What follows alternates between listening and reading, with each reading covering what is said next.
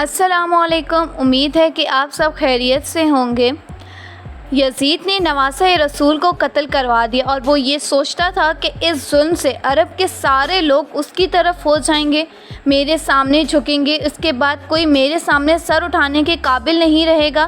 جب رسول اللہ صلی اللہ علیہ وآلہ وسلم کی بیٹیاں قید ہو کر شام کے بازاروں سے گزریں تو ان کو سنتے سنتے لوگوں کے مردہ ضمیر جاگنے لگے اور یزید کے خلاف بغاوت پیدا ہو گئی۔ ہر کوئی یہ سوچنے لگا کہ اسلام اللہ کا دین ہے اور محمد صلی اللہ علیہ وآلہ وسلم اللہ کے رسول ہیں، اور یہ خاندان اللہ کا محبوب ترین خاندان ہے۔ جس نے اس کے ساتھ ظلم کیا اس کو بادشاہ کہنا سب سے بڑا گناہ ہے۔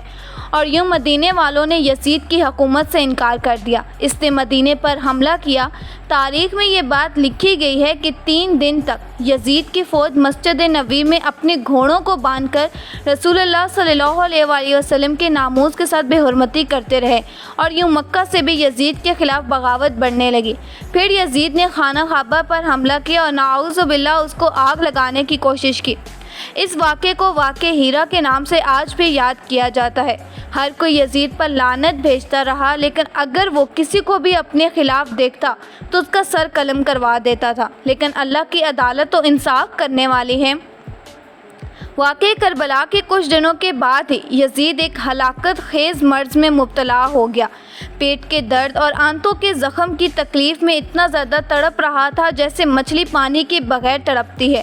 وہاں کے حکیم پریشان ہونے لگے کہ کیسے بدترین بیماری ہے کہ تمہارا پیٹ اندر سے ہی ختم ہوتا جا رہا ہے، جل رہا ہے۔ اس کو اتنی پیاس لگتی تھی کہ وہ پانی کے لیے ترستا تھا، لیکن جب پانی پلایا جاتا تھا تو وہی پانی اس کے پیٹ کو جلاتا تھا، اور یہ انجام دے کر اس کے لوگ بھی یہی کہتے تھے کہ یہ حال اس کا حسین ابن علی کو پیاسا رکھنے کی بدولت ہے۔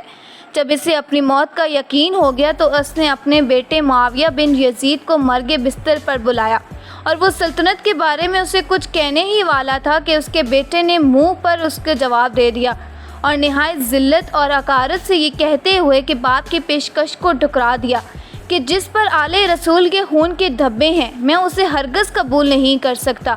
خدا اس منحوس ریاست کی سلطنت سے مجھے محفوظ رکھے۔ یزید اپنے بیٹے کے منہ سے یہ بات سن کر اور زیادہ تڑپنے لگا، اور موت سے کچھ دن پہلے اس کی آنتیں سڑ گئیں اور اس کے پیٹ میں کیڑے ہی کیڑے بن گئے۔ اس سے اتنی گندی بدبو آنے لگی کہ کوئی بھی اس کے پاس جانے کو تیار نہیں تھا۔ بہت قیمتی عطر بھی لگائے جاتے تھے، لیکن پھر بھی اس سے بدبو دور نہیں ہوتی تھی۔ اگر کوئی حکیم بھی اس کے پاس جاتا تو وہ بھی ناک اور منہ لپیٹ کر آتا تھا۔ اس کا پیٹ کیڑوں کی خزاں بن چکا تھا، تکلیف کی شدت سے چیختا تھا۔ پانی کا قطرہ حلق سے نیچے اترنے کے بعد کانٹوں کی طرح چبھنے لگتا تھا اسے۔ پانی کے بغیر وہ تڑپتا تھا، اور پانی پی کر بھی اس دنوں عرب کے بدترین نشے کو یزید کے سامنے پیش کیا گیا تاکہ یزید نشے میں رہے اور اس کو یہ درد محسوس نہ ہو۔ وہ تڑپے یہ ایسے نشے کی حالت میں وہ سپاہیوں سے کہنے لگا، میرا وہ بندر کہاں ہے جو میرے ساتھ رہتا تھا؟ لوگوں نے کہا کہ شاید وہ جنگل کی طرف نکلا ہے۔ وہ گھوڑے پر بیٹھا، جیسے ہی وہ اوپر بیٹھا اور باہر کی جانب نکلا تو گھوڑے نے اس کو پیٹھ سے ہی گرا دیا۔ اس کا پاؤں گھوڑے کی رکاب میں پھنس گیا اور وہ دوڑتا رہا، اور وہ زمین پر گرتے گرتے جا کر اس کا سر ایک پتھر سے جا ٹکرایا، اور وہ گھوڑا پھر بھی نہ رکا، یہاں تک کہ گھوڑے سے گرتے ہوئے اس کو زمین پر رگڑتے رگڑتے اس کے سارے جسم کے ٹکڑے ٹکڑے ہو گئے۔ چند روز تک اس کی لاش چیل کووں کی خوراک رہی، اور پھر ڈھونڈتے ہوئے اس کے سپاہی جب وہاں پہنچے تو اس کی لاش کو ایک ایسی بدبو تھی کہ قریب جانا تو نہایت ناممکن تھا۔ ایک گڑھا کھود کر اس کی سڑی ہوئی لاش کو اندر پھینک دیا گیا۔ اس کی قبر کسی گندگی کے ڈھیر کے نیچے ہے، اور لوگ اس کی قبر کو دیکھ کر لعنتیں بھیجتے ہیں۔ امام علی نے فرمایا کہ کفر کی حکومت قائم تو ہو سکتی ہے مگر ظلم کی نہیں۔